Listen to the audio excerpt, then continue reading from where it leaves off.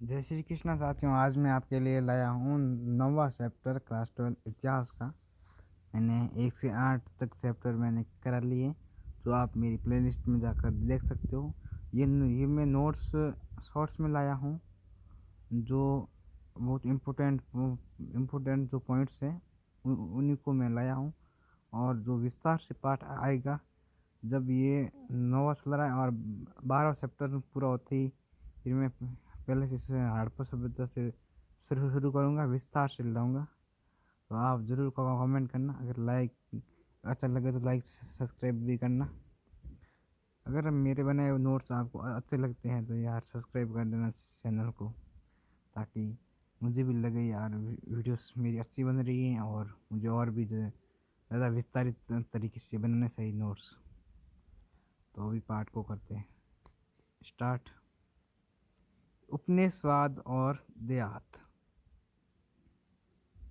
उपनिवेशवाद का अर्थ है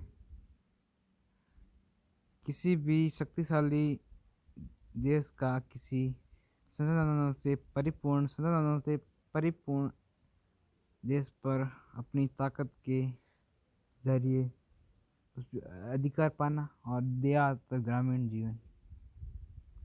ये पाठ का सार है। प्रस्तावना।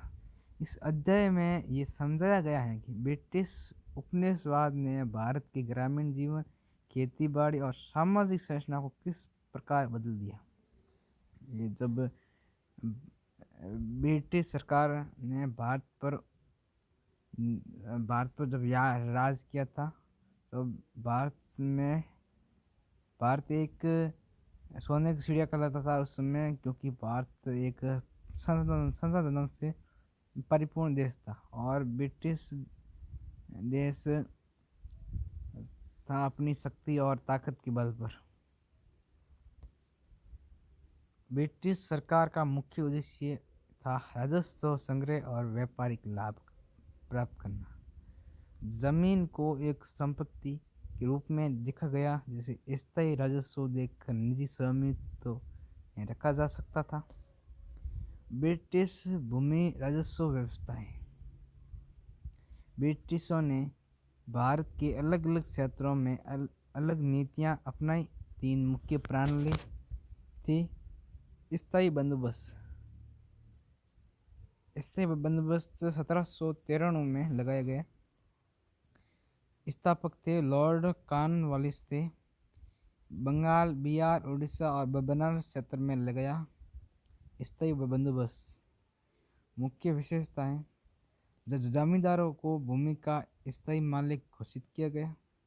सरकार ने राजस्व की एक निश्चित स्थायी रकम तय रखी थी, जो हर साल देनी होती थी। जमींदार किसान से लगान लेकर सरकार को देता था। जमींदार होता था वो किसानों से कर वसूलते और सरकार में जमा कराते थे, जब ब्रिटिश शासन का राजस्व राज था। और इसका परिणाम ये निकला, जमींदारों ने किसानों को ऊंचा लगान वसूला। जमींदारों ने किसानों पर और अधिक लगान लिया, ताकि कुछ जमींदार भी रख सके एक्स्ट्रा हिस्सा। किसान भूमिहीन और कर्जदार होने लगे, क्योंकि कर अधिक था और अपने जीवन यापन के भी लिए भी उन्हें कर्ज लेना पड़ता था। वो जमींदार से लेते थे, जमींदार वसूलता था, जमींदार के वैसे जमींदार वसूलता था और किसानों को बस कर्जा बना दिया जाता था। जमींदारों ने खेती सुधारने की बजाय मुनाफा कमाने पर जोर दिया। उन्होंने तो बस जमींदारों ने उनको कोई मतलब नहीं कितनी खेती होती है, कितना जानता है, कितना बचता है, कितना मुनाफा होगा, उनका कोई मतलब नहीं इन चीज़ों से। उनका बस अपने पैसों से मतलब था और पैसे लेते और चले जाते। रेतवाड़ी व्यवस्था ये किन क्षेत्रों में लागू हुई है। ये मद्रास, बॉम्बे, कुछ दक्षिणी प्रांतों में ये रेतवाड़ी व्यवस्था लागू हुई है। ये किसान रेत, एक तरीके से किसान को रेत कहते थे। यहाँ किसान को भूमि का मालिक माना गया। सरकार किसान से सीधे कर लेती थी, मतलब जमींदारों को भी इसमें नहीं रखती थी, क्योंकि जमींदार अ, अधिक पैसे वसूलते थे। तब ये सरकार को पता चला। राजस्व की दर बहुत ऊंची थी, खराब मौसम में भी कर माफी नहीं की। और जमींदारों के अत्याचार से बचे तो क्या हुआ, ये सरकार ने, केंद्र सरकार ने सीधा ही ऊंचा कर दिया, और जब भी फसल खराब होती तो कर माफ की जगह अधिक वसूल जाता था। किसान कर्ज की बोझ तले दबने लगे। मालवारी व्यवस्था, ये व्यवस्था उत्तर पश्चिम प्रांतों, उत्तर भारत का बड़ा हिस्सा रहा है। पूरे गांव महाल को कई माना गया, माल को कई माना गया क्षेत्रों का। कर वसूली की जिम्मेदारी ग्राम पंचायत और माल पर थी, ग्राम पंचायत या माल पर थी। यहाँ भी कर की दर ऊंची थी, समय समय पर संशोधित होती रहती थी। कर तो सरकार को पैसे चाहिए तो कर तो उसी रकम रखी। नकदी फसलों की खेती और ग्रामीण अर्थव्यवस्थाएं, नकदी फसलों की अनिवार्यता, ब्रिटिश उद्योगों को कच्चा माल चाहिए था, इसलिए वो सीधे कर के रूप में कर के रूप में फसल लेना शुरू कर दिया और पैसे कम कर दिए, क्योंकि उनको कच्चा माल चाहिए था जो किसान ला के दे सकते थे बिना पैसे में। नील है, कपास है, जूट है, अफीम है, गन्ना है, ये प्रमुख फसलें होती थी। इन्हीं से ही मुनाफा होता था, इन्हीं का ही व्यापार होता था उस समय। नील भी बड़ा ही एक बड़ा प्रोजेक्ट कह सकते हैं, इनका व्यापार बड़ा। कपास विदेशों में, जूट, नील, कपास, जूट, ये तो वस्त्र बनाने के लिए यूज़ की जाती थी उस समय। इन्हीं से वस्त्र बनते थे और कोई चीज़ नहीं, आज भी बनते हैं। उस समय इनकी ज़रूरत थी। आज के समय में तो प्लास्टिक भी का उपयोग होता है। अफीम, तो अफीम आज भी, अफीम एक गैर फसल है।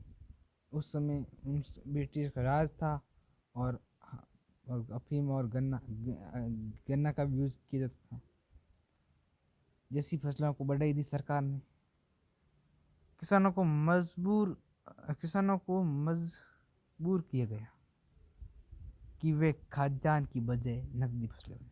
इन फसलों से तो ये एक नुकसान भी होता था खेतों को, क्योंकि जितनी उर्वरकता थी वो इन फसलों में जाती थी। इन फसलों को बोए जाने के बाद वो अनाज नहीं बने, खाने में भी अनाज ज़मीन में नहीं होता, और किसानों पर दबाव था। उनको अपनी फसल कम बोने देते थे, ये ऐसी फसलें ज़्यादा बोने को कहा जाता था। असर पड़ा इसका प्रभाव क्या पड़ा, अनाज की पैदावार घटी, क्योंकि अनाज तो बोने दिया नहीं। भूखमरी और अकाल विशेषकर 19वीं सदी के अंत में आया था। नकदी फसलों की कीमतें गिरने पर किसानों को भारी नुकसान हुआ। किसानों को बिचौलिया और महाजनों से कर्ज लेना पड़ता था, ब्याज की दरें बस उसी लगा दी थी। कुल मिलाकर किसान को ही ये सब झेलना था, और सरकार के मौज कैसे भी करके पैसे में मिलने चाहिए। 19वीं सदी में यह गिरने क्यों लगी, क्योंकि जब जापान में सिंथेटिक ये सब बनने लगा, नील, कपास, नील की खेती और विद्रोह हुआ था 1859 और 60 में। ब्रिटिश व्यापारियों ने किसानों को नील की खेती करने को मजबूर किया। किसानों को अग्रिम ऋण देकर नील उगाने का करार कराया जाता था, लेकिन कीमत बहुत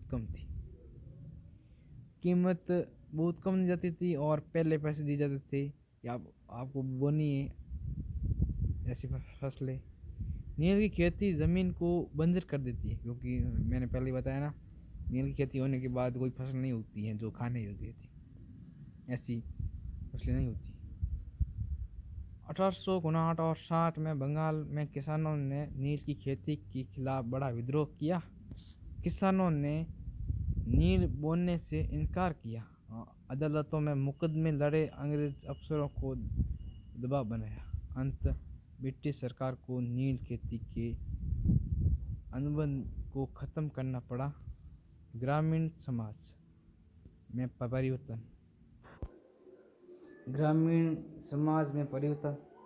सामाजिक ढांचा दूसरा पॉइंट है। पहले गांव आत्मनिर्भर और सामूहिक था।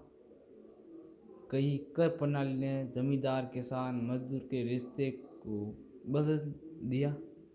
छोटे किसानों की जमीन बिकने लगी, वे बटाईदार या खेतीदार मजदूर बन गए। ऊंची जाति के बड़े जमींदार मजबूत हुए, निचली जातियां और गरीब किसान कमज़ोर होते गए। कर्ज और महाजन। किसानों को लगान और कर चुकाने के लिए महाजनों से कर्ज लेना पड़ता था। भारी ब्याज के कारण किसान जमीन गिरवी रख देते थे या बेचने को मजबूर हो जाते थे, क्योंकि इतना अत्याचार उनको सहन न पड़ता था। औपनिवेशिक नीतियों का व्यापक प्रभाव। आर्थिक प्रभाव रहा। गांव की आत्मनिर्भर अर्थव्यवस्था टूटी। घरेलू उद्योग और हस्तकला को विदेशी मशीन उत्पादनों ने प्रतिस्पर्धा में हराया, क्योंकि वो सब कुछ सिंथेटिक हो गया और मशीनें लग गई। हाथ की हस्तकला को मशीनों से किया जाने लगा। पर्यावरणीय प्रभाव। जंगलों की कटाई, रेल और नहर निर्माण, नई सिंचाई परियोजनाओं से भूमि का उपयोग बदला। जंगलों को काट दिया और रेल और नहर का विकास किया, नई सिंचाई प्रणाली यूज़ करने लगे और भूमि का बदलाव हो गया। कई क्षेत्रों में मिट्टी की उर्वरता कम हुई, क्योंकि फसलें भी ऐसी वजह से थी। सांस्कृतिक प्रभाव। ग्रामीण त्योहार, परंपराएं और सामाजिक रिश्ते कमज़ोर हुए। शिक्षा और नए संचार माध्यम, रेल, डाक ने कुछ आधुनिक चेतना भी जगाई। किसान आंदोलन का उभार। नील विद्रोह 1859-60। किसानों ने नील की खेती से इनकार किया। पेदरा विद्रोह, डेक्कन दंगे 1875। कर, कर्ज और ऊंची लगान के खिलाफ किया। 20वीं सदी की शुरुआत में गांधी जी के नेतृत्व में चंपारण सत्याग्रह 1917 में हुआ। किसानों को नील की जबरन खेती की राहत दिलाई गांधी जी ने। इस पाठ का अभी निष्कर्ष है, ब्रिटिश उपनिवेशवाद ने ग्रामीण भारत की पारंपरिक संरचना को पूरी तरह बदल दिया, नुकसान भी पहुंचाया। किसानों पर कर और नकदी फसलों को दबाव बढ़ा, जिससे भूखमरी और कर्ज विस्थापन हुआ। यही परिस्थितियां आगे चलकर राष्ट्रीय आंदोलन और किसान जागरूकता का आधार बनी।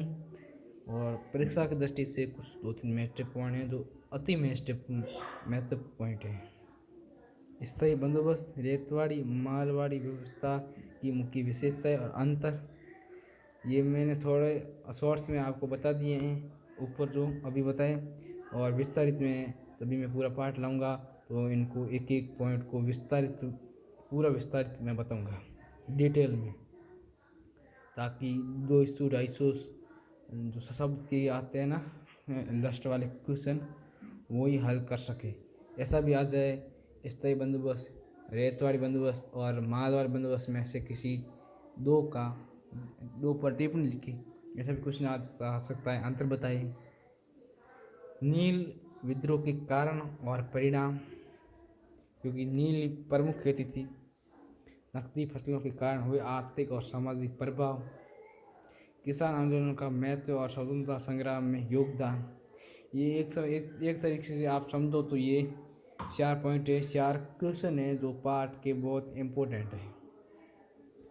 तो ये पाठ के नोट्स हुए समाप्त, और मैं मिलता हूँ किसी और नेक्स्ट वीडियो में। तब तक के लिए जय हिंद। अगर आपको मेरे नोट्स पसंद आए तो यार लाइक ज़रूर करना, आगे शेयर भी कर देना, क्योंकि ये नोट्स मैं इसलिए बना रहा हूँ क्योंकि जब मैंने 12th की जब मुझे ऐसे नोट्स नहीं मिले, क्योंकि ये नोट्स मैंने खुद बनाने पड़े और मेरे 90 से ऊपर बने, क्योंकि उस समय यूट्यूब पर मैंने बहुत सर्च किया, मुझे कोई ऐसे नोट्स मिले नहीं। तो अभी मैं ये चाहता हूँ कि या मुझे नहीं मिले तो क्या हुआ, और भी पढ़ रहे हैं उनको भी ज़रूरत होगी, तो बस ऐसे बना रहा हूँ। अगर लाइक सब्सक्राइब कर दोगे तो मोटिवेशन मिलेगा। और तब तक के लिए जय हिंद। बस।